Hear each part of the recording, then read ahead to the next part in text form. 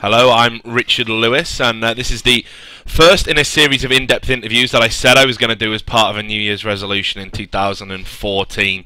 I was actually going to do a bit more video content because I've been slacking quite badly for whatever reason. And as you can see, the person whose attention I'm desperately trying to keep, he's very hyperactive at the moment.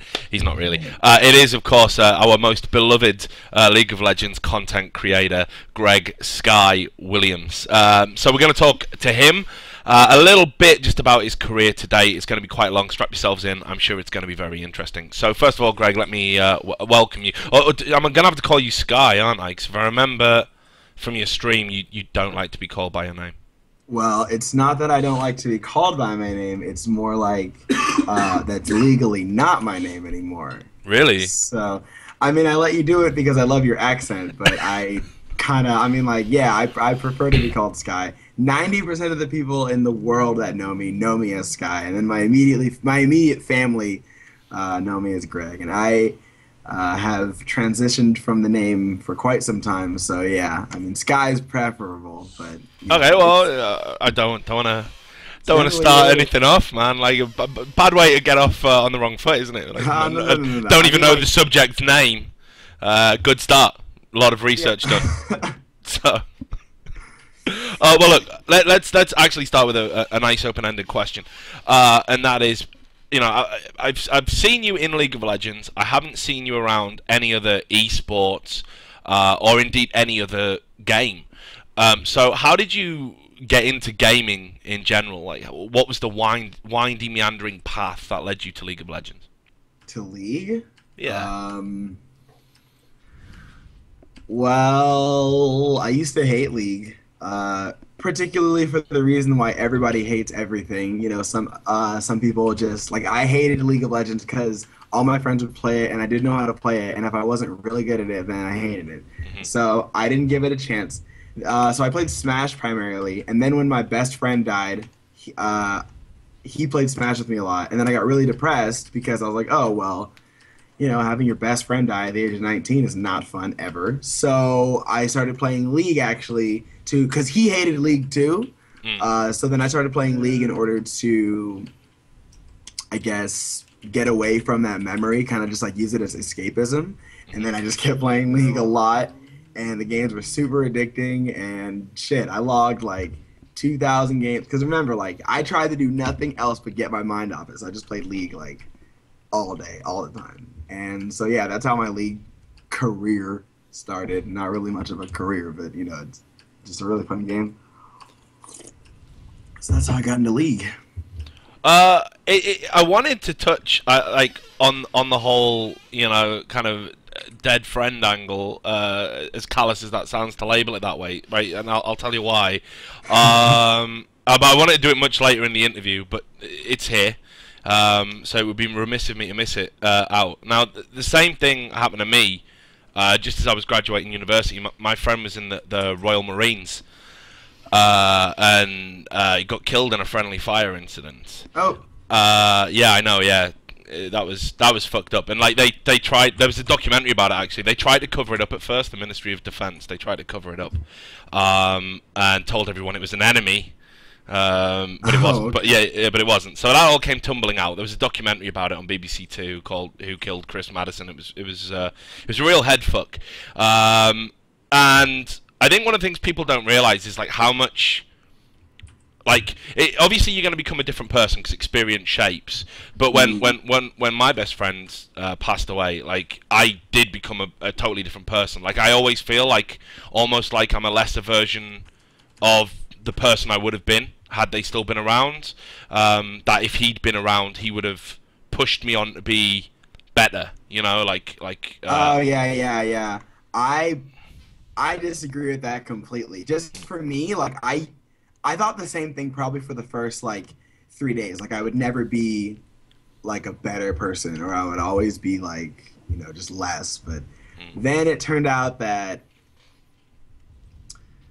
I don't know. I just feel like it's true that maybe I'm not the same person, but I definitely think that I'm much better off. Like I'm better off after he died because I learned so much. So for example, like I used to be super, super, super dramatic, if you could believe it. And I mean, like, to an extent, I still am because that's just, I'm an actor. That's just, I'm a comedian and I'm an entertainer. That's what I do. But in terms of problems, like, they've been scaled. I've been given the gift of, like, drama scaling. So, like, before, if somebody called me stupid or fat or black, I'd be like, oh my God. And I'd write, like, a status about it. But now I gauge it where, like, 1 is a stub toe, which is still pretty bad. And, like, 10 is your friend dying in front of you. You're just like, you know, maybe calling me fat is a solid 2, right? And that's given me the gift of seeing things with a different perspective. I don't get mad nearly as much as I used to. I don't cause drama nearly as much as I used to. And yeah, I honestly think that I am a much better person post-death. Like, yeah, I'm not saying like, yeah, thank God that guy is dead, now I'm great. But I am saying that like his death is attributed to a lot of my success as well as a lot of my strength as a person. Even though I'm still a pretty big bitch. Yeah. I'm a lot stronger than I used to be. You were very open about it. I caught a stream of yours. I do occasionally watch your stream, Greg. I mean, Sky, sorry. You know, I do occasionally watch it. And I remember there was this, I think it may even got put up on Reddit, there was a period where you were very, very open with everybody about this. And I know, for me, like, I've never talked about that with, like, anyone in esports before. I feel like, I know the ammunition that you give people, like they will shoot it back at you sometimes, and the shit that you're most sensitive about, or the shit that really matters, if you put it out there, you know, someone's gonna say the most outrageous shit, and it cannot help but hurt your feelings.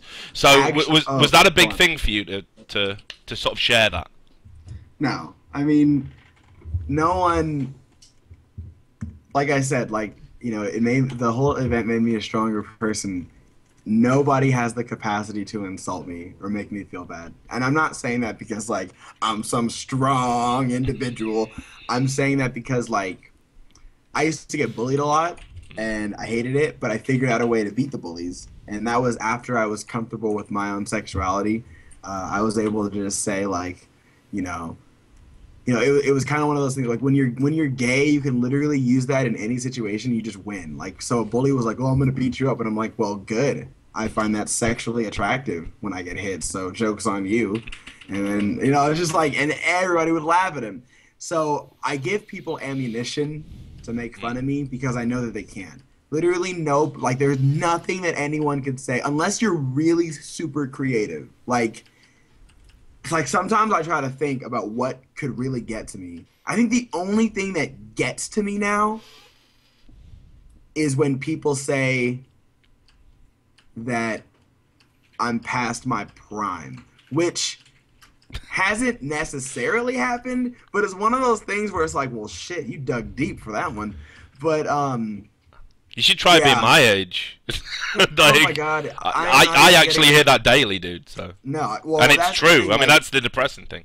But that's the thing. Like I think that sometimes, like, okay, so for example, my most recent video only has 44,000 views to my normal 250,000 per video, right? So I'm sad about that. But then I realized that the reason that it is, I released it at 8 at night. There was no Reddit help, and also it was really long and kind of drawn out. It's funny. But, I'm not mad at that. When people, and even if people tell me that, I just, I rationalize it in my head and I'm better. But yeah, the reason I give people so much arsenal is because I'm confident that I could be open with everybody about every part of my life and be nowhere near afraid of anyone using that against me. I call myself fat, black, gay, stupid, bad at League all the time. And yeah, people throw that back at me, but those are just accurate. You know what I mean? Like, They can't really insult me there.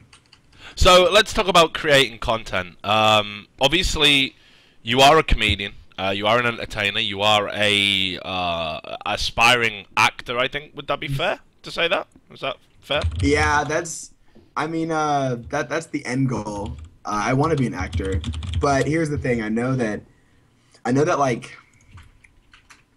acting you have to like look the part, especially if you're black. Because I don't want to be cast into like a Medea role, so I'm not trying to be like a black woman in drag or some shit. Even though I know that I would look. RuPaul is retiring soon, so. I'm just saying that's not what I want to do. So no, that's cool. I'm looking forward to dropping some weight, getting into a really good role. I believe that I could be a pretty good actor. I have a lot of different avenues in life, but you know, aspiring actor. Yeah, you're accurate on that for sure. Okay.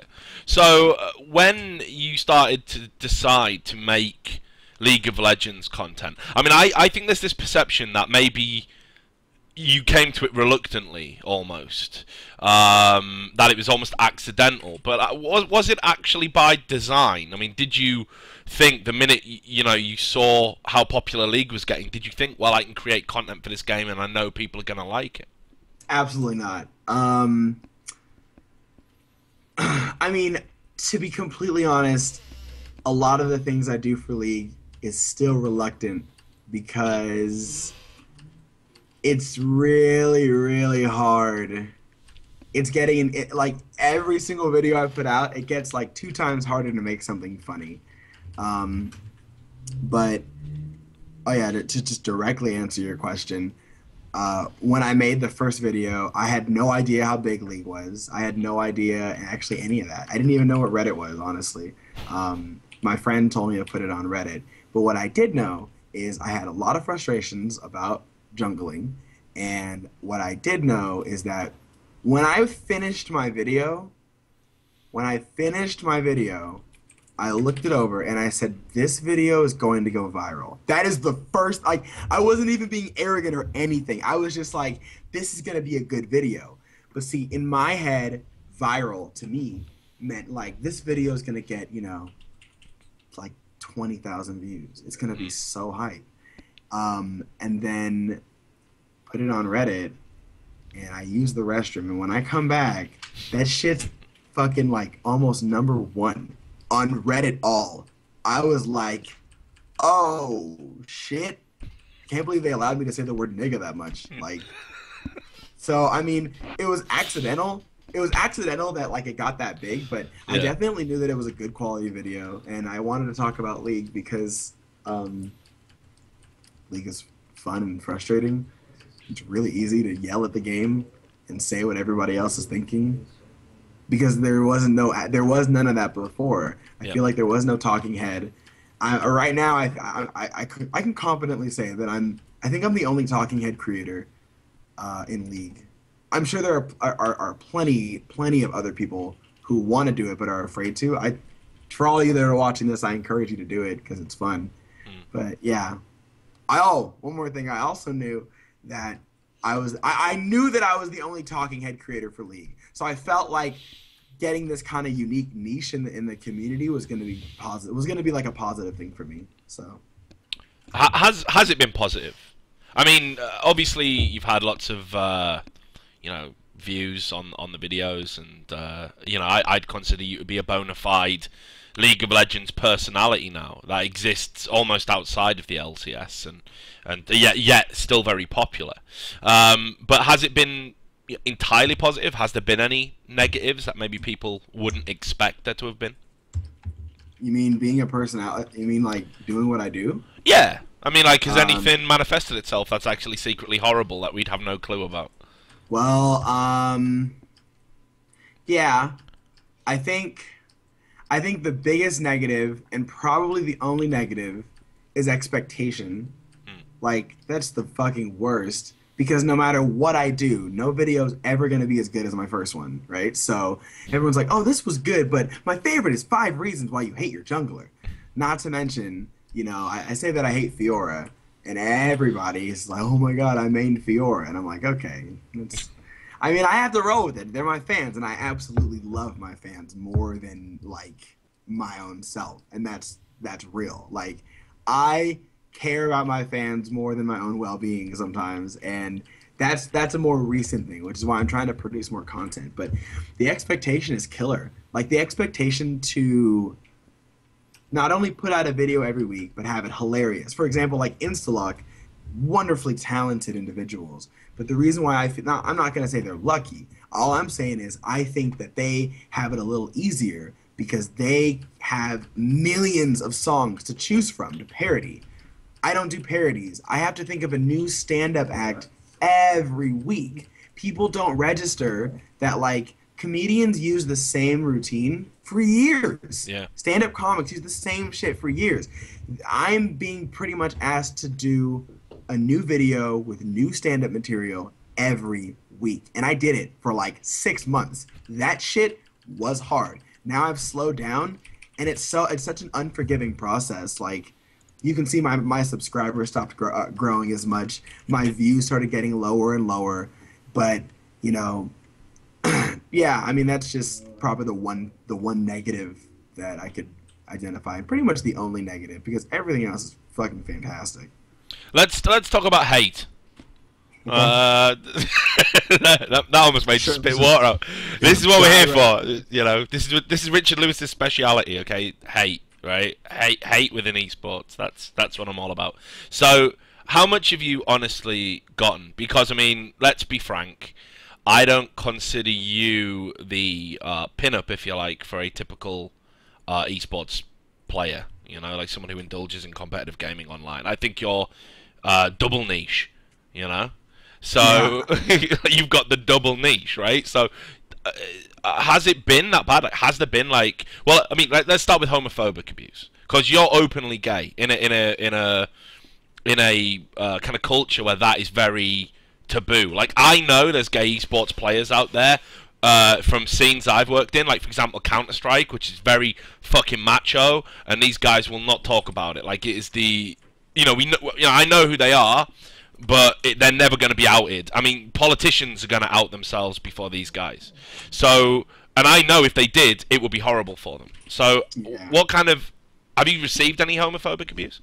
Well, duh. I mean, like, that's... I mean, is that as dumb a question, though? That's Because gonna everyone happen seems all to the time. love you, though. Everyone seems to love you. So, I think, you know... You'd be really surprised. Like, I have a lot of fans, sure, but I also know that, a lot of people just hate gay people and black people. Now, people often say, they're like, "Oh, why do you use black and gay all the time as like a comedy crutch?" It's also another well-constructed comment, and I actually answer to those people all the time. One of the reasons is because that's my only way of coping. Like, using black and gay jokes all the time is my only way of really coping with the fact that I need to fight really hard for my place in the spotlight. Like, I have to fight super hard in order to compete with these other content creators who are, white, heterosexual, Christian, like the pinnacle of all of the privileges in life, the invisible privileges that people get. If you're not white, male, heterosexual, and Christian, you're automatically at a world's disadvantage. So that's why I make jokes about it a lot. In terms of hate, like, I get hate for that. I get hate for being gay. I get hate for being black. I get hate for like everything. But like, I also think that it's really stupid, because I was in the Smash Brothers community for like 11, well now upwards of 13 years.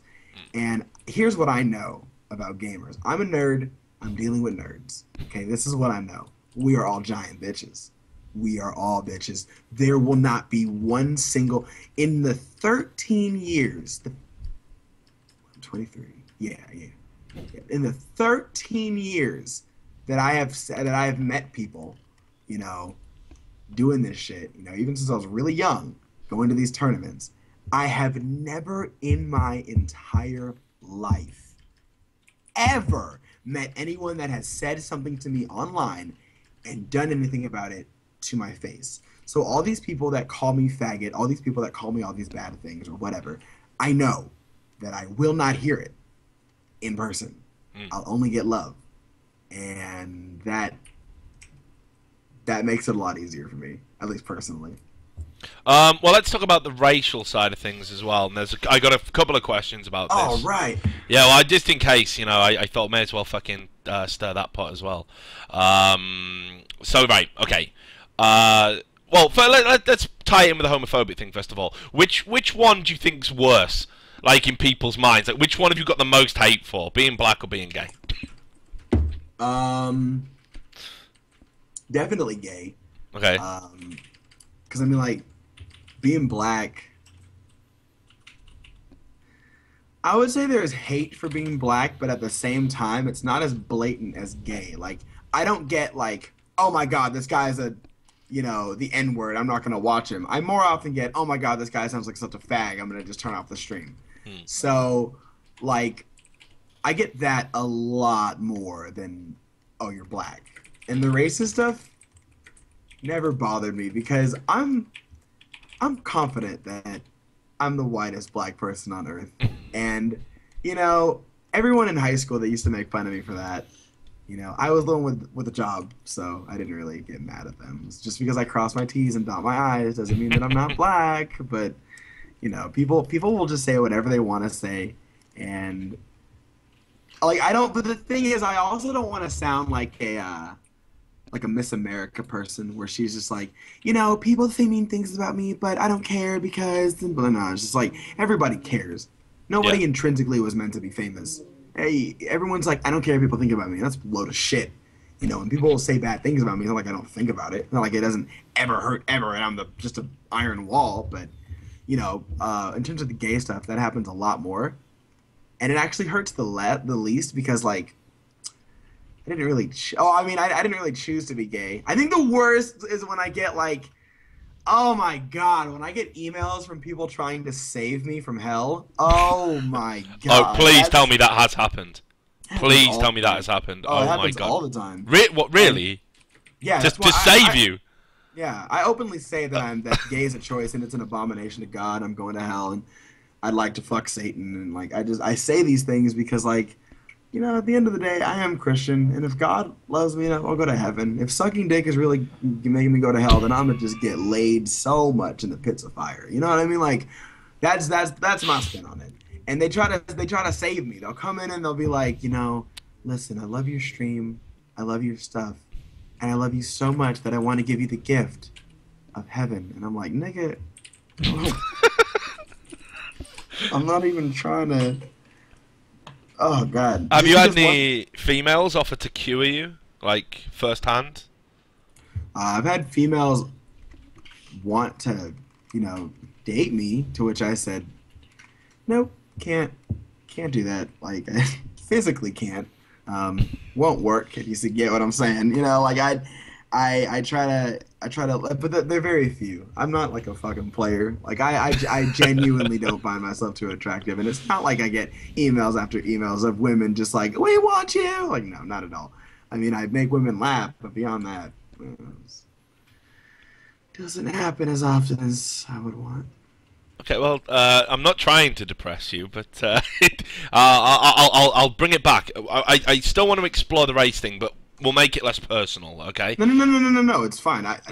This was the way I had it all planned in my head. This is going great. Like, I'm totally. I'm literally. I'm super cool with these awkward questions that I'm asking you. So here's the thing, okay? Do you think League of Legends in general has something about it that doesn't necessarily appeal to black people and black culture? And I asked this specifically with it in mind. First of all, when we look at the professional circuit. I mean, you've got Afromu, and I don't think black people are particularly well represented. I don't think they're well represented in esports in general. But let's just talk about League. But also as well in terms of like the response when Lucian came out. You get the first black, officially black champion, and it wasn't a particular. I couldn't believe what I was reading, the garbage I was reading, the jokes I was reading, the tired. Well, yeah, shit jokes.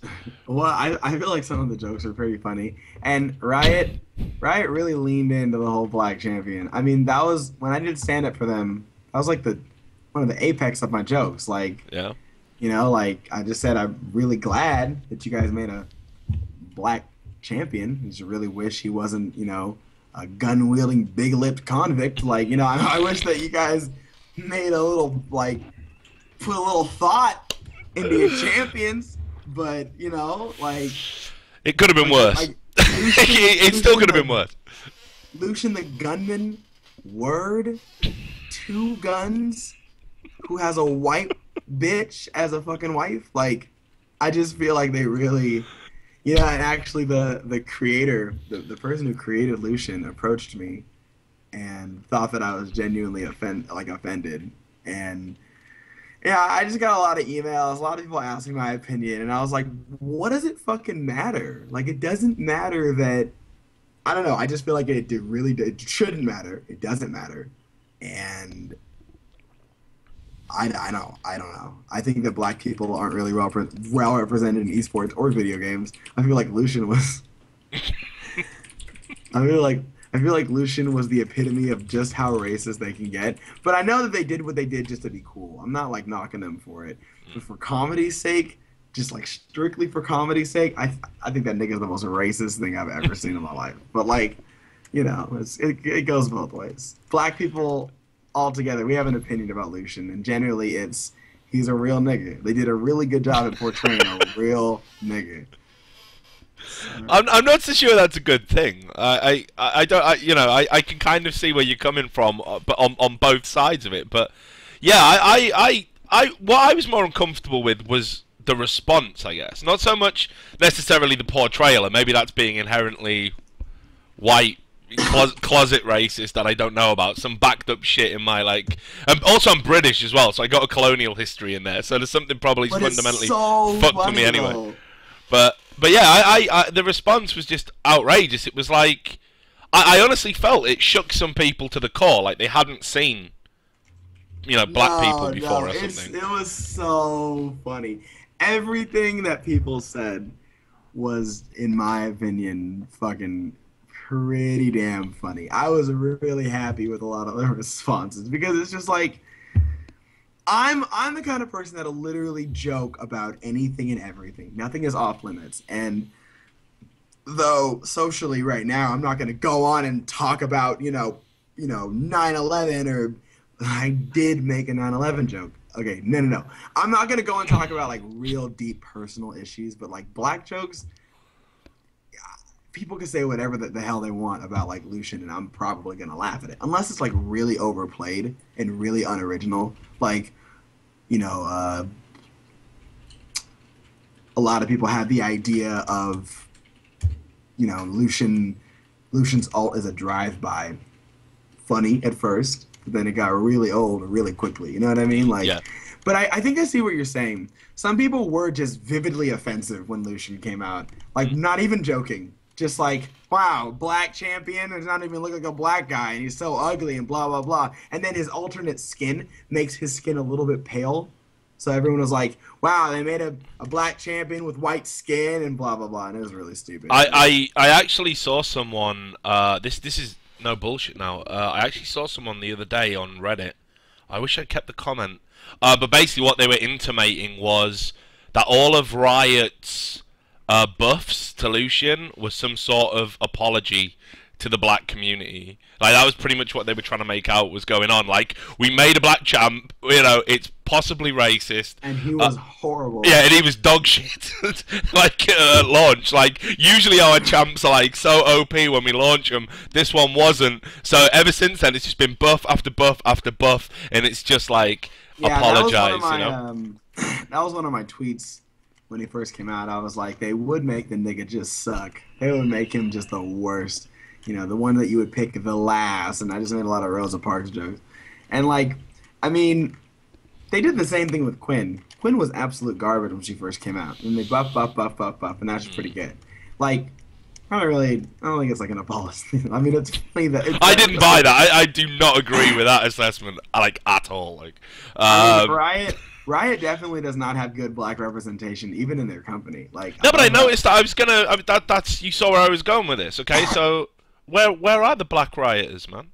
Yo, okay, so that's a serious question. That's some real shit, right there. Like, I just feel like come on, spit it out. the two black rioters, their names are Riot Hype and Riot Showtime. Okay. And they're the ones that hype up the crowd in the tournament. And they're the most, like, stereotypical black people. They're so buff and black, and, like, they're, like, the dangerous kind of black. And I mean, like, I love them and everything, but it's like, I wish Riot would just, like, I just want to see more. Oh, and, okay, when I went to tour the offices, I saw those two black people, Riot, Hype, and Showtime, and then one black lady who was the most stereotypical black woman I've ever met. She's always like, moving her head like, today's show is a hard day. Keisha going to work now. And I'm like, you just hired her just so you could fit a quota. Like, there's no way. Because, like, everybody at Riot is so talented. I'm not saying she's talented. I just really want to know what she does. Like, really bad. Because there are people with their doctorate waiting to get into that establishment. I'm not saying she doesn't have her doctorate. I just want to know what she does. I just wanted to know what she did because, God damn it, it was the funniest shit. So, I don't know. I don't think they have really good black representation, but at the same time, like, I feel like when they made Lucian, they really just went on Google and was like, big-lipped black guy with guns who looks like Ludacris. Like, and then they just drew him. They're like, fuck it, they don't like it. So yeah. Okay, right. Well, you've talked a lot about Riot. Actually, you've kind of dropped it in a few times in the answers to your questions. That you've got this relationship there. Yeah, I love Riot. Yeah, but I mean, you talked about performing stand up for them. I wasn't aware of that. I don't know how well publicized that was. You've talked about a tour of the offices. So how did all this come about? How did Riot reach out to you and say, Sky, do you want to have a tour of the office, like do some stand up for us? Like, how did all that come about? How did they get me to do stand up? Well, no, just how did they initially reach out to you? I guess. Okay. So, my first video was a big hit on Reddit. I posted my second video on Reddit, and then it got taken down, and I didn't know why. I thought that Riot was in charge of Reddit, so I talked to the moderators, and I didn't get a response as fast as I wanted to. So I literally just drove to the Riot offices. Now, when you do that, it's really hard because a lot of people do the same thing. So they have it really well protected. So I had to use like my ninja skills to get in there, and then I pretended I had an appointment, which didn't work. And then I met this white lady, and she told me that she would forward my videos to like somebody that has answers, and she didn't because she's a liar. That wasn't Keisha, was it? No, it was not Keisha. I would have been like, "Hey, yo, girl," yeah, and then she would have helped me out, but. Yeah, no, it wasn't Keisha. It was just a white lady. And then when I got home, I had to try my best to get it, to get in there. And that's when David Pritchett, who actually is the pinnacle of a lot of my success, he's a community person in League of Legends. He reaches out to me on the Skype group, and he's like, "Hey, you want a tour of the offices?" And I'm like, "Yeah, I'm kind of scared because I feel like you all hate me for saying the word nigga." And then when I go, I'm like the biggest celebrity. Everybody is just like, "Oh my god, that's the guy from that video. Like, go shake his hand." And I'm like, "Oh, this is nice. I like this." I met everybody. I met everybody important. Most importantly, I met the guy that told me like, we in esports love your stuff. We want to get you out there. We want to get you working with us. And I was like, this is blowing my fucking mind away. So that's how my relationship with Riot started. And then I became really cool with Riot. Like, I would go there just to kick it. And they're all really, really amazing, great people. There's only one nigga that I don't like, and I don't know his name, but he's this bald-headed dude that just was a dick. He just was mean. Just mean. Like, I didn't even, like, flaunt my fame or anything. I was just trying to hang out at the like, where all the champ creators are. And then he's like, "Could you please keep it down? I'm trying to do." And I'm like, "Listen, bitch. This is bigger than you, okay? So who even are you?" So I was not having it with him. So that's the only one. I hope he got fired. That's the only one Riot nigga that I don't like. But other than that, everybody else is absolutely fantastic. Some of the greatest people I've ever met, like especially David. Oh my god. Have they ever offered you a job, or have you ever thought about trying to get a job with Riot? I had an interview once. Okay. And I also got told that I should be a caster. Interesting. And I said no to both of those because I didn't want my road to end. If I were to be a caster at League of Legends, I couldn't be a personality anymore. And then if I were to work at Riot, I couldn't be a personality anymore. And it just didn't seem worth it. Like, I'm sure they make a lot of money but I think that I make more than an employee there now. I don't make more than a caster, probably, but I think that I have the tools to form a good career from this. I guess like I have that mindset of Donald Glover, you know, like I don't really want to have a boss almost ever Yeah. anymore. I've been working ever since I was 14, sometimes two jobs, and I'm really sick of having a boss and having someone tell me when I have to do something. I'd rather just make dope shit and do it on my own time, you know? Yeah. So that's it.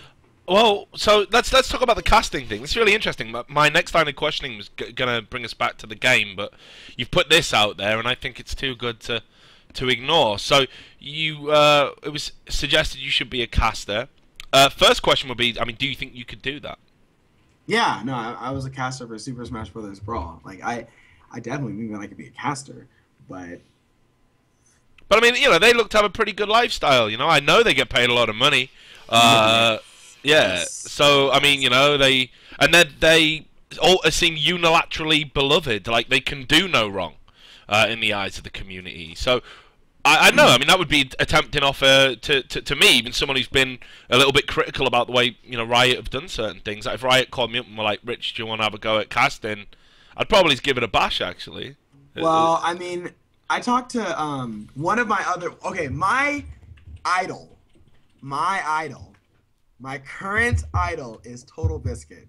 He Right. is he hit me up and he reached out to my channel and he is like the greatest person. He's so adorable. Oh my god, I call him Biscuit Bear and he's just the best. I talked to him about casting and he was like, of course he's really brutal. So things that he said He sure is, yeah. He is hardcore. He doesn't give a single fuck. This nigga lights up his Twitter. If anyone says anything, like I've seen someone be like, "Hey, when are you gonna post this?" He's like, "Listen, dumb fuck, I have a schedule." I'm like, and people like that. Like people are like they favorite it and retweet. Like, "Oh, okay, I'm sorry." I'm like, "Damn." But yeah, he told me like being a caster might not be the best thing because you are, you're dead end. Like once you're a caster, that's your job and your career, right? That's not a bad thing. I'm not knocking it. I'm saying that's not my end goal. If my end goal were to be a caster for a video game or esports, then hell yeah, I would do it. But my end goal is to create my own sitcom, which has nothing to do with casting or esports. So I'm finding myself through esports and then using the person that I find to go be an actor later on, like next year or some shit. But yeah, that's why I didn't want to be a caster because I was afraid that. Also, I get too hype. I get way too hype, and I'm gonna say the word nigga. It's gonna happen. I wondered One about time. this. You've said it a lot just during the course of this interview, which is certainly. The greatest word ever. And I when can't agree with that, Sky. Yeah. Like you can't. No, but I can't. I physically, I can't. No, white I people just should can't. say it more. Like I'm being No, serious. no. Yes, absolutely. The thing Dude. is, it's the word that I love saying because for a multitude of reasons. But one thing is my favorite is like, okay, so Waylon, a really great guy in Riot, really great, super great. Before I was gonna do my stand-up comedy at PAX, Waylon. He approaches me. He's like the head of esports next to Redbeard and then Waylon. But anyway, he approaches me and he's like, "Sky, look, I need you to pay attention to me now." And I'm like, "What's up? What's going on, man?" He's like, "You cannot, under any circumstances, say the N word." And he was so like dead ass serious. I've never seen him like that. I'm laughing my ass off because I'm not stupid. Of course I'm not gonna say the N word. I just know that like I don't know, like I'm sure that with a lot of training in my head I could stop saying the word nigga. But like, goddamn, it's such a powerful word. Like, and even when white people say it, to me, it's funny. Like, I don't know. That word is so desensitized to me. It means something completely different. We all have different opinions, and I respect people's personal space, and like, I don't want to use it. What pisses me off is when a white person says, "I'm uncomfortable hearing it, and I'm just like, oh, you uncomfortable. Okay. So you uncomfortable hearing the word nigga, but when I'm in a store getting followed by the storekeeper, when I get pulled over, yeah, because I'm driving while black, when I get asked if I fit a description, I have to feel comfortable with that. But I say nigga and suddenly you tense up, that's the one social advantage that we get. You can suck it the fuck up. I'm just saying, like, you could just suck it the fuck up, nigga. But no, this is a serious thing, right? It comes up in esports time and time again. Language and use of language. You know, I've seen people lose their jobs over saying things like 2 years ago, and then someone. Ryan Kaplan, right? Well, I wasn't going to say that, but I mean, yeah, I wasn't even going to name names, but I mean, if you. Damn, I was just firing shots. Sorry, maybe I'll censor that. Like, I don't know what happened. All I know is it was on Reddit, and I just said something, and I don't know. Well, no, but I have seen it. I mean, it comes up time and time again. It's happening to loads of people. Be it the M word or you know the F word, the FA word, or you know this whatever. Like if it's a word and people don't like it. Or it's deemed to be taboo, and you say it, you will suffer consequences, like serious consequences in esports. And in a way, I kind of understand it because while I personally like to take a bit more of a libertarian view towards language, I think we are dealing with quite a young audience. And my worry, perhaps, would be that if you introduce that as part of the landscape, like, does it not become acceptable to use it in a negative context, even though you're using it in an entirely, you know, fun and positive context? I'm not really a role model. I'll start this answer by saying that I'm definitely not a role model. Don't look up to me. I tell people all the time, look at me in the camera, everybody. Don't look up to me. I'm not saying that I'm just strictly a bad person, but if life were a movie, I'd be a villain for sure. I know that my audience is younger. I do, and thank you. Well trained. I wish I had one of them. Yeah, I have. Oh, you dumb bear. Oh yeah, there it is. All of my my fan base is pretty young. At least that's what I've seen. But I guess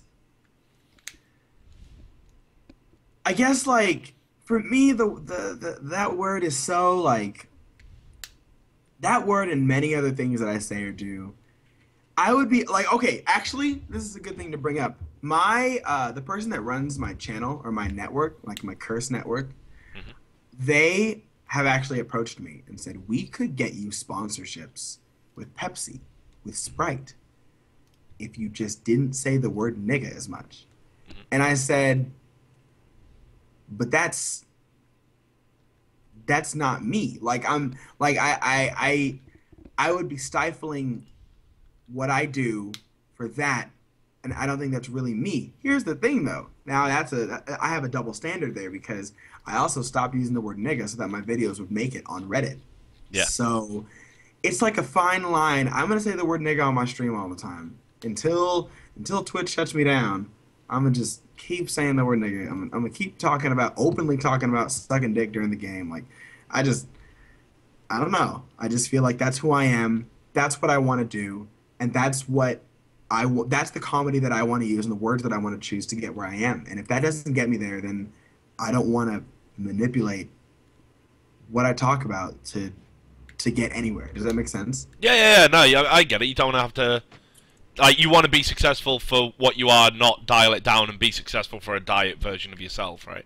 Yeah, and I also kind of agree with the other side, which is like, maybe, when you grow older or when you get more mature, you'll realize that, like, comedy isn't all about just the cheap laughs. But that's also why I think I'm the only guy in the world, because every other guy seems to find this hilarious, who doesn't like, fart jokes, just those kind of, like, when people fart and they're like, haha, that's so funny. Like, I find that, like, not only not funny and cringy, but just repulsive. And it's those kind of cheap laughs that don't really do it for me. Like, that's why I censor a lot of my stuff, because I want to be able to, I guess, what's the word? I censor a lot of my things because I like the censor sound, but also I don't want to be just a bunch of cuss words. I want to have like intellect behind my comedy, you know? Okay. So that's just me. Right, let's get back to the game. I feel like this has been like so like mega political. It's like it's hardly like an interview about League at all, really. But that's good. That is what I was aiming for. But I think we should throw in a little bit of League Okay. just Sure. to sweeten I don't mind the at pudding. all. Okay, so let's talk about playing.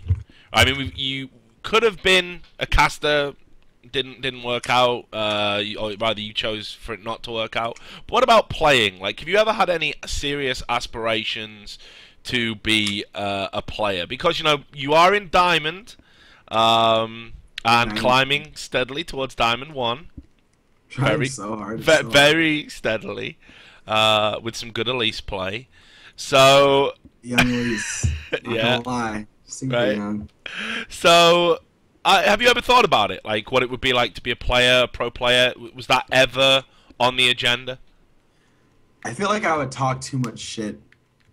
Like, like, you know how like in the games, in the LCS games, they have those face cams? Mm. If I did anything cool, I would just look at that camera and just be like, Like I would just be the most arrogant, cocky son of a bitch. Would I want to be an LCS? At the tender age of 23, it's definitely a possibility. I feel like we have all these little like. I'm really sick of seeing like 10-year-old challenger pro beats everyone. Like I'm really sick of seeing that because like there hasn't actually been studies. Well, from what I'm aware, there hasn't actually been any definitive studies that say the older you get, the more you lose your reflexes. I don't feel like I'm at an age where I can't compete, especially knowing that the best Street Fighter player in the world is 35. That makes me feel so good. It means I've got time. But in that game, you need your reflexes. But yeah, I think that I would want to be an LCS player, but I wouldn't ever actively look to be on a team unless I was Diamond 1 above 80 points or Challenger. Because other than that, it doesn't really matter. Because like everyone's Diamond now, you know, like everyone has a Diamond Smurf, and there's no way to prove it, so we have to believe it, you know, like so. You know, I think it would be fun, but it's not really something that I'm actively pushing towards, if that makes sense. Yeah, no, I'm with you. There's a lot of good players out there who stream that don't have any affiliations to you know, LCS or seemingly any aspirations to get involved with it. You look at Wings of Death's stream. He says quite regularly when asked, you know, look, I could have been in teams. I turned it down. I don't really want it. I don't have time for it. You know, popular streamers like Phantom Lords, he seems to have kind of given up on that. Trick 2G, I've never even heard him. I mean, he proudly shouts, "This ain't LCS, motherfucker!" Like, I don't think he wants to be in it. So, is it because streaming's almost too lucrative in its own right, or is it because you need to have a particular type of personality to be LCS? I think sometimes it's denial, honestly. Like, okay, so I guess we'll just go in. Go in deep. Trick 2G is a wonderful streamer, but he's nowhere near the skill level he needs to be LCS. Nowhere near. Every jungler in LCS outclasses him by a wide margin. That's not bad. It's just true. You know, and especially because right now the best LCS player in North America is Meteos, in my opinion. Meteos and High are just disgusting, gross. So when you have standards like that for a jungler, yeah, you're not going to get into LCS anytime soon because you have to be, you know, that's why the only streamer that I think could be an LCS, perform well, and actually has a valid excuse is Nightblue. Nightblue is probably the most insanely talented player. He's just so good.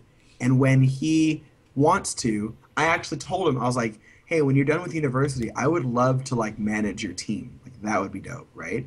So, because I'm not gonna be like, what the fuck? If I want to be on a team with him, I have to not be a jungler. Fuck that. I don't want to lane. Laning sucks. But yeah, I think that and in terms of lucrative, streaming is as lucrative as you want it to be. Do you want to make a lot of money? You can if you really want to. Do you not want to make that much money? Then nigga, you can. I mean, I wouldn't recommend anybody stream starting from nothing. It's not worth it at all. Never worth it, unless you're Challenger. But other than that, no, it's not worth it. But yeah, I think mostly when people say like, "Oh, I could have been on a team," it's usually just a cop out. Like Phantom Lord, for example. Phantom Lord is again really funny, really good. Nowhere near where he needs to be for LCS. Like a team isn't going to actively seek him out. That's how I feel, at least.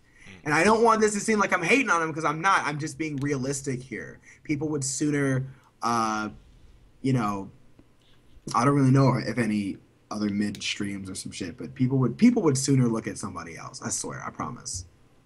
Well, while we're mentioning Phantom Lord, I want to get your opinion on what happened to him at the end of last year, just a few days ago. Because you, yeah, I know, I'm really fucking you over here. I'm sorry, because there is no way to get out of this one without probably pissing someone off. But you're an entertainer, okay? You're a streamer. You like to make money doing what you do. Maybe not Pepsi money, but money. Now, obviously, you're aware, and I'm sure everyone who's watching this is aware, of the whole Phantom Lord thing with the Derp hacking group and what he did towards the end of last year. And basically, you know, kind of almost capitalizing on something that was happening. And I personally don't have any issues with it. I'm not going to be judgmental. But what did you think of all of that? Well, there's a lot of misinformation. For example, Derp trolling wasn't the one that hacked Phantom Lord. Derp trolling was actually protecting them, protecting him. I'm like 90% sure that's the real story. So Derp trolling was actually protecting Phantom Lord, and so that's why like people make them out to be like super bad guys, like they're just doing bad things. But actually, to be honest, they did something really recently that kind of touched my heart. They took down like a bunch of sites that was like God hates fags and you know, Westboro Christian Church, the Baptist Church, and just a whole bunch of like hate sites. And like, I was really happy about that. Like, really happy about that. But what do I feel about the situation? Before I knew anything, I told Phantom Lord that I had his back no matter what. But I probably should have seen what happened before I said that. Because I do have Phantom Lord's back. I do. But the allegations of this being orchestrated by him is not unfounded. It's not something that like is just left field. It's not like, oh my god, no way. What he did legally, he did nothing wrong. He did nothing wrong. Morally, gray area, right? Because like, though what he did was kind of fucked up. I think that he understood that keeping his stream on, he knew just how much money he was making. He knew just how much publicity this would give him. He knew that he would get 140K people plus the follow-up video for an explanation, which is going to blow up. Then every subsequent stream is going to be the residual from that 140K, wondering how he's doing now. He knew that whatever drama he could get himself into, he could really pull money off of it. And here's the thing. I don't fault him for that because most anybody would have done the same thing in his position. He makes, you know, we streamers, our money is here, but it's also fleeting. We don't know how much money we're going to get. We don't know how long it's going to be. We don't know any of this stuff. So, I mean, the nigga made his paper. I'm not going to knock him for that. But I hope that he doesn't think in his heart that he's 100% innocent and he's just like, he did nothing wrong. Because I think that he understood that he was a catalyst for Derp trolling to take down League for a joke or for the lulz or whatever, right? And like, the thing is, Derp trolling, they're a group of extremely intelligent individuals. They're not dumb. They maybe want you to think that they're dumb with their name or whatever, but no, they are not even in the slightest dumb. And they understood exactly what Phantom Lord was doing for them, in that giving them publicity and giving them this power to do these things. If you actually check, before the Phantom Lord stream, they had like 350 followers. Now they have upwards of 50,000 followers. Yeah. So, you know, they're very, very, very smart individuals. Did you got hacked on the same night though? Didn't you? Yeah. Right. So this is interesting because you started to stream, and you were immediately your Twitch, I think, got hijacked. There was some weird, creepy shit played on your Twitch. Yeah. Yeah. But So what was that about? to the best of my knowledge, it wasn't from Derp trolling either. Even though they did tweet me and said that I got Phantom Lorded, I don't think they did it because it was another guy named Tornhex. He's on Twitter. Yeah, I really don't think that it was him. I really don't think it was Derp trolling. It was the other guy named Tornhex. And yeah, I got hacked, and it was kind of. I mean, I freaked out for like a little bit, but I wanted to keep my cool in public. So, you know, I got all my stuff back. Luckily, he put out the wrong address. He tried to put out my home address, and it was incorrect. So, thank God. Yeah, thank God for that one.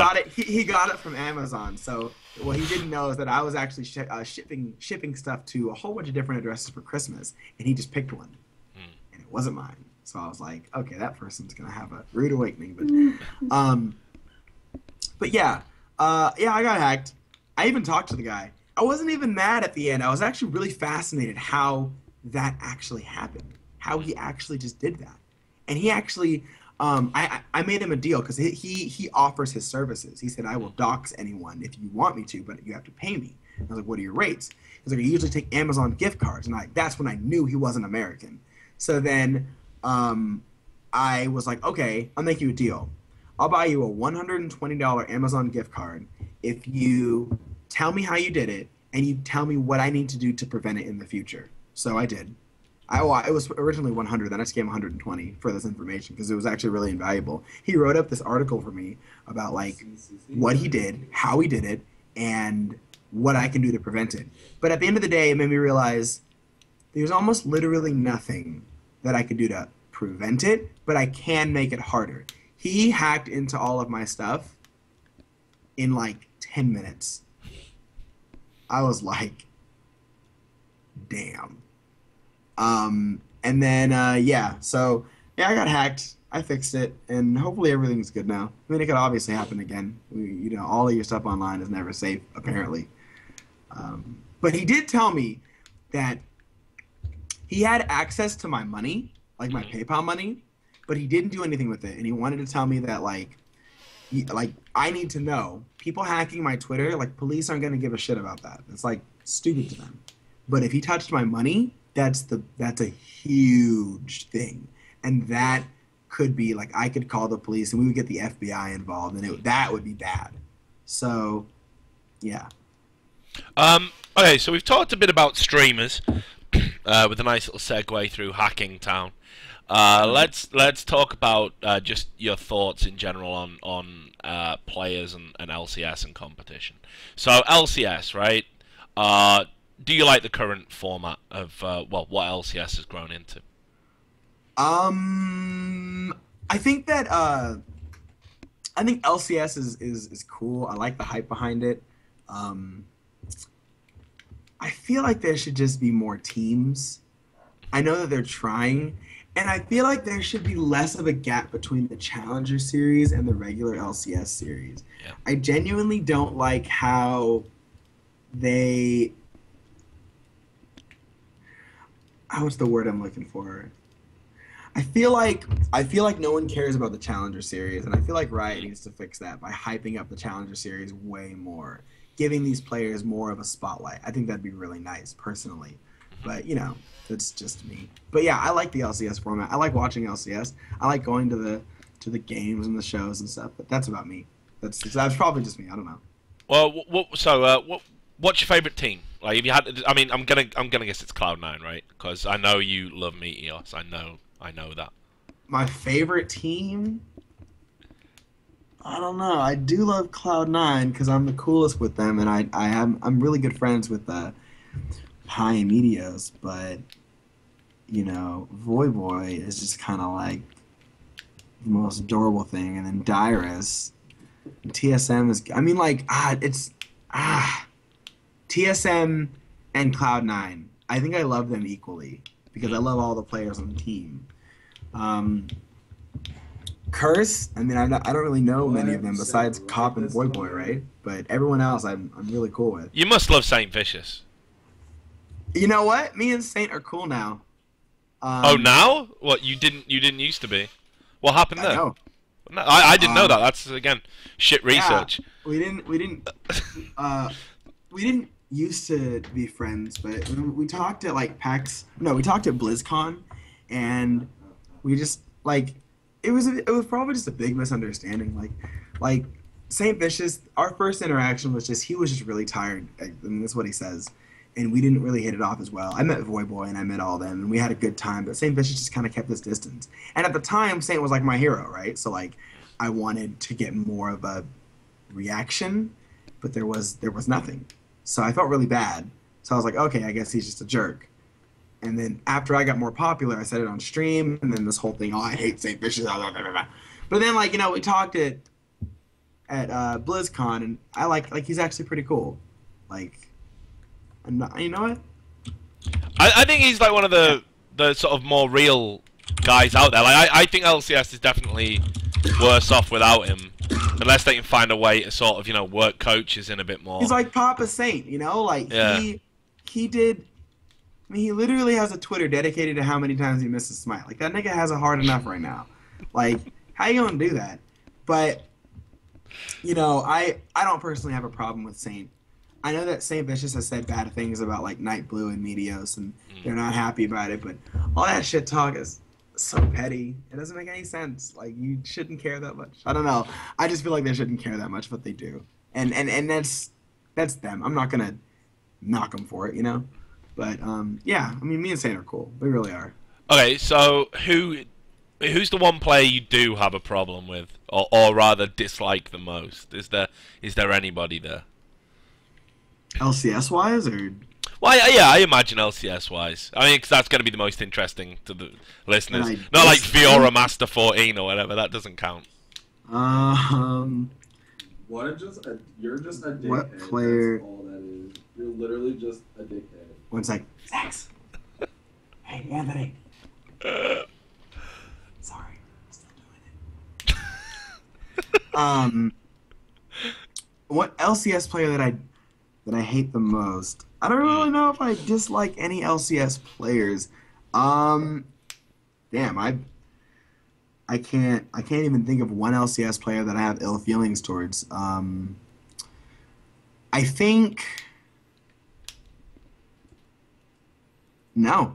I legitimately for someone like me that loves talking shit, I can't even remotely think of anybody in LCS that I just straight up don't like, because everybody's pretty cool. I'm pretty cool with every player. I don't know if there's any like player that doesn't like me, but I don't know. That's a good question. I'll try and dig that out. I'll see if I can find a player who's not cool with you and get them to commit to that. And then we can start a war between the two. And I mean, at the end of the day, it's like. No matter if a player doesn't like me for any reason, like I said, I never let it get to me. Especially because, like, our careers are gonna be our positions in life are gonna be much different in 20 years. Yeah. Just saying, right? Like, I don't like every pro player is really cool with me. I get along with all of them. Obviously, I used to not like Saint, but now I do. Like, we're friends. We're fine. I think I can safely say that I don't like the shit talk that people do. Not just Saint. Saint isn't the only offender. Like, there's a lot of other pro players that just talk about each other and stuff. And I mean, I could do without that because then I'm torn. I'm like, but that's my homie, like. But other than that, yeah, there's nobody.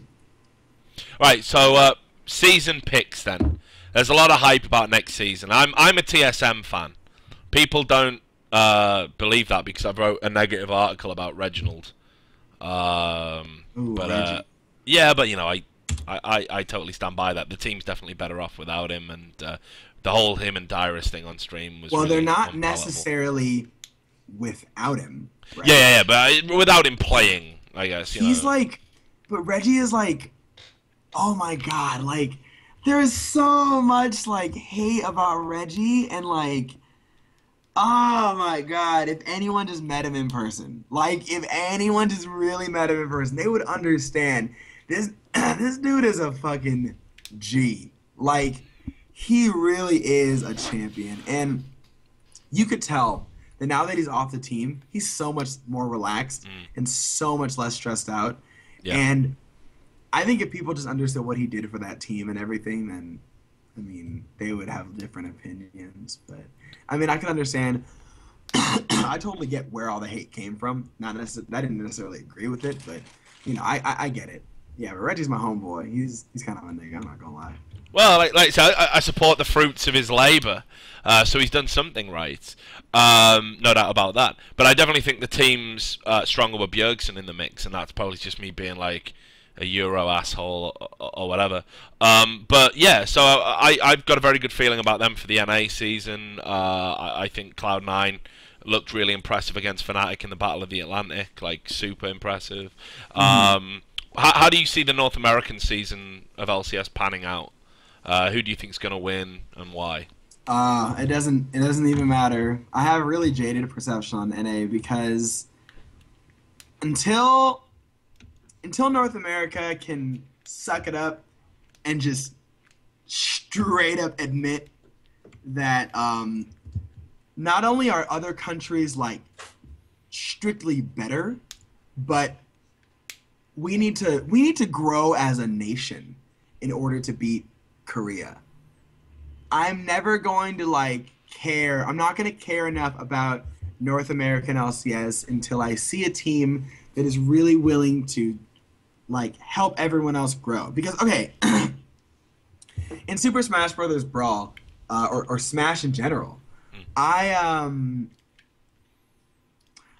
know that Japan, all of their lower level players are better than ours. Why? Because they care. They care a lot about them as a nation growing, helping the little guy get better. That's why Night Blue is so good, because he's helping everyone learn how to jungle. And that's great. We need more of that. We need more mids like that. We need more tops like that. And so I think when NA starts to really care about everyone as a whole instead of just their LCS teams, we're going to get really good. I mean, right now, Cloud9's a shoe-in to win. I mean, that's pretty obvious. Meteos is a fucking monster. Like, a monster.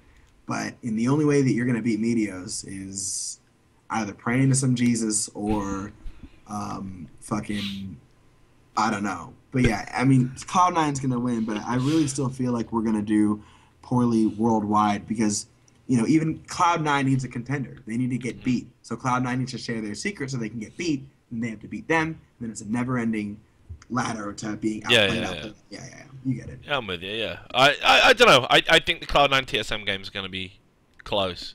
You see, because the Odd One was the first sort of stream I really enjoyed watching. And obviously, again, jungle main, like yourself. I used to watch that stream to pick up, you know, tips and whatnot, which has really helped me get to Gold 5, which is just awesome.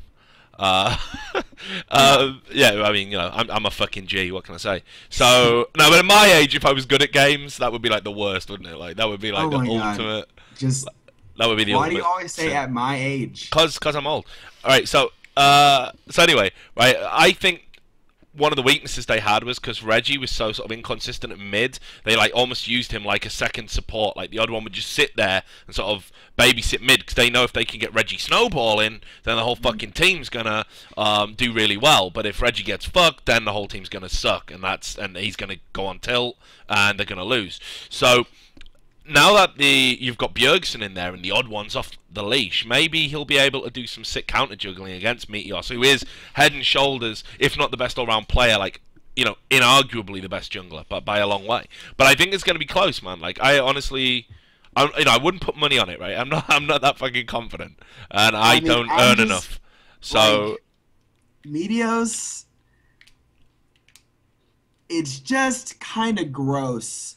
I mean, the thing is, like, the Odd One is way better at counter ganking than Meteos, which is weird because, like, you know, Meteos is just better at everything else. But The odd one, like every time I watch LCS, consistently, the odd one is literally everywhere that a gank is. Anywhere someone's getting ganked, the odd one is right there.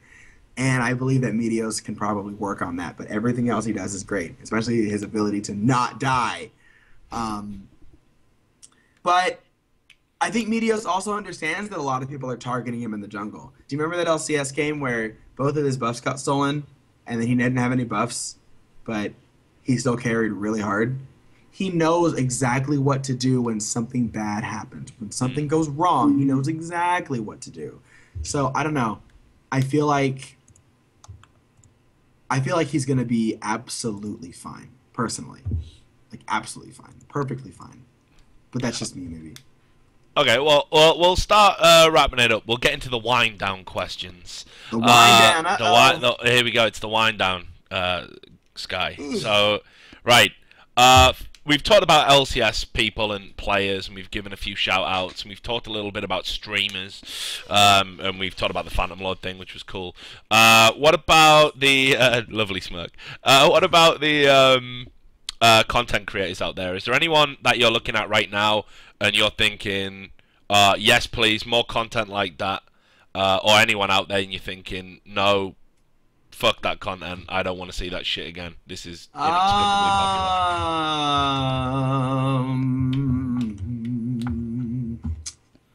Here's the thing, and I'm gonna actually tactfully dodge this question, and I'm gonna tell you why. Oh wow, man, we agreed no dodges, bro. This is fucked up. We didn't. Yeah, we did. Yeah, we did. No, we didn't. Yeah, we did. We actually did though. No, we didn't. Yeah, but we did. We didn't though. Okay, but we did. First of all, you're a bear. You don't even know human things, so let me explain to you why this is important. Okay. I know you've just waved your Visa card like on cam. Like, could someone snapshot that and get like all the details and like rob you? Yeah, if they wanted to, whatever. Oh, cool. Okay. This is the card that I lost, so I had to get a new one. Oh, right. Okay. Like, nice and safe. You just use that for chopping up lines and stuff. Yeah, just whatever.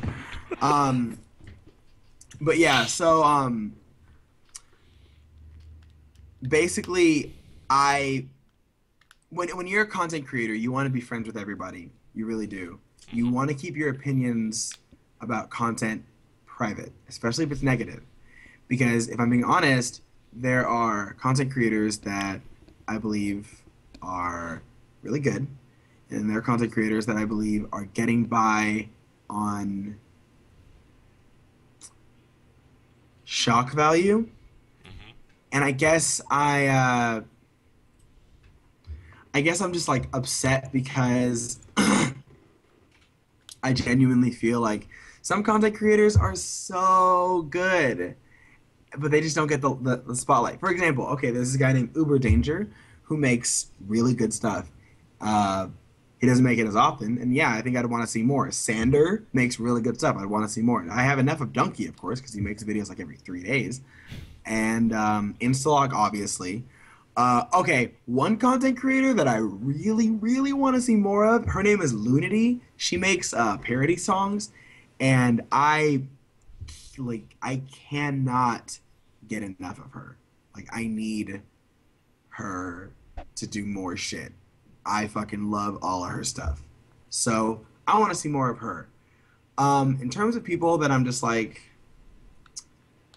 we're done with that. I mean, shit. I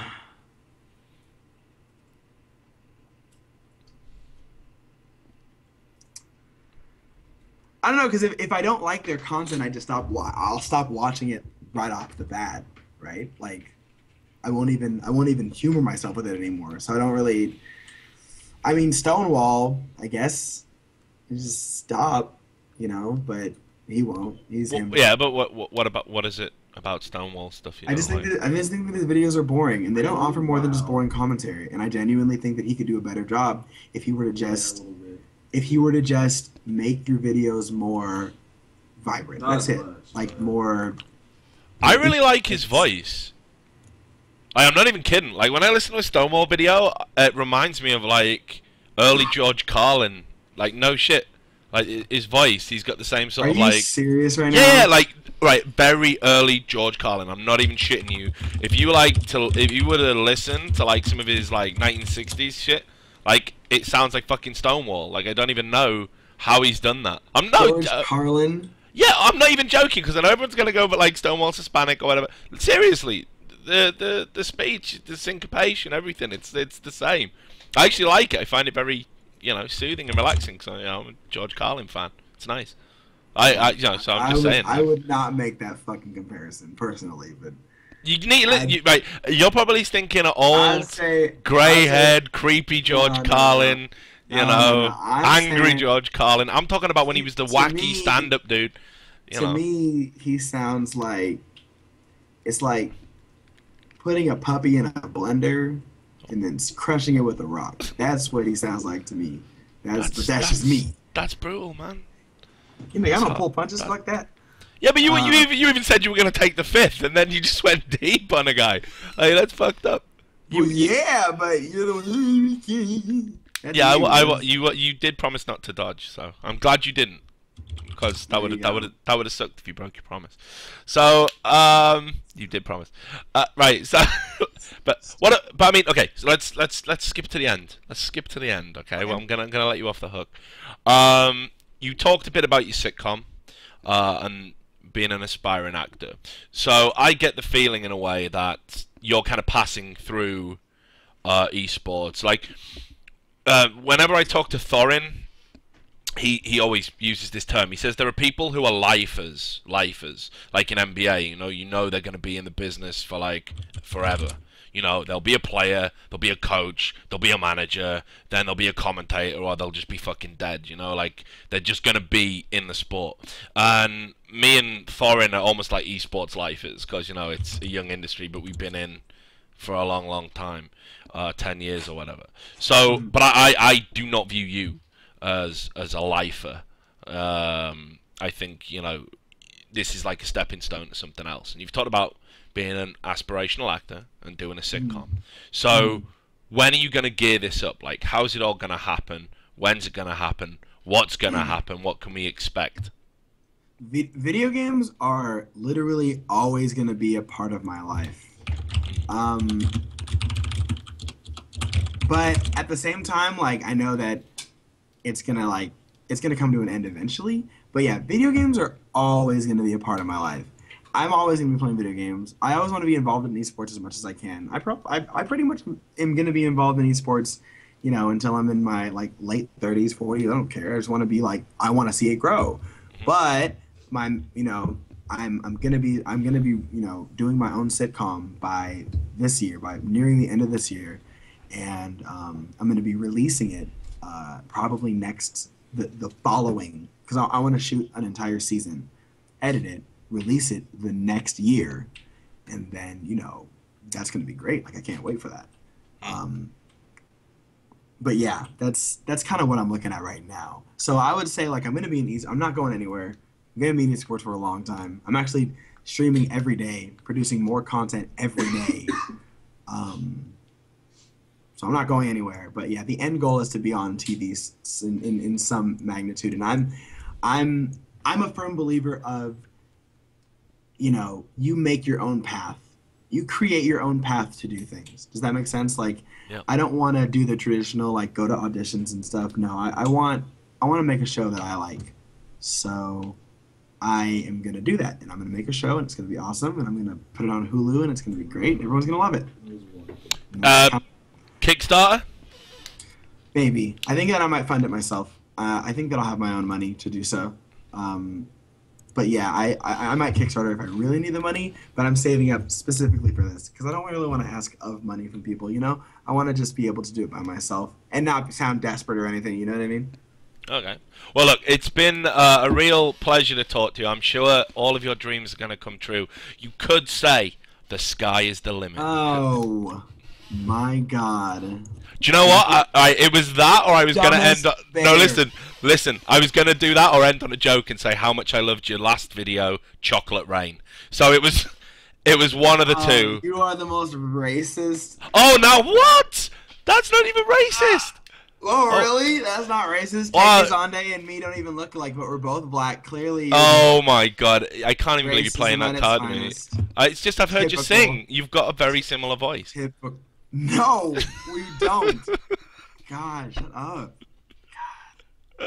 Look, man, straight up though, it's been fun to do a real interview with you. I hope people kind of get a better idea about what you're about. Because I think is one thing that we do when we're creating content, whether we're conscious of it or not, is we create personas.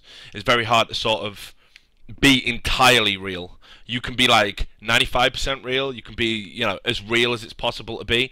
But sometimes I think there's still barriers there. So hopefully we've kind of chipped away at those so people have a better impression about who you are. Everyone lives behind their pseudonym.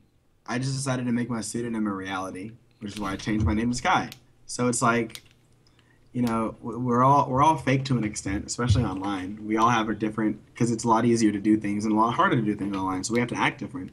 But on that same token, like, I don't know, I feel like, I'm sorry, gotta tell you about that in a minute. I feel like, you know, like my mom always said, as long as you're true to yourself, then you're fine. As long as you really understand who you are, then it doesn't matter how you act or what you do or whatever. Like Sorry, I can talk to this. it's pretty much like what Yeah.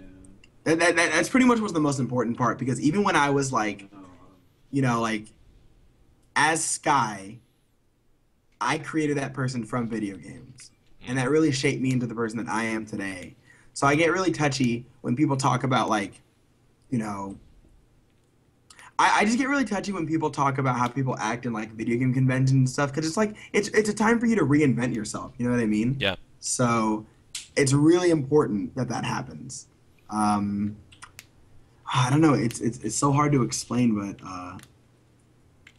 yeah, I think that's it. It's just, you have to, oh my god, because there's so much on this topic, and I'm trying to condense it as much as I can. It's alright, condense away. No, I think that's it. Just, I guess my final words to that would be, you know, gaming is really powerful. It can make you feel at home. It can make you with a whole bunch of new friends. It can do a lot for you. You can really find yourself in the community of gamers, and it's absolutely incredible.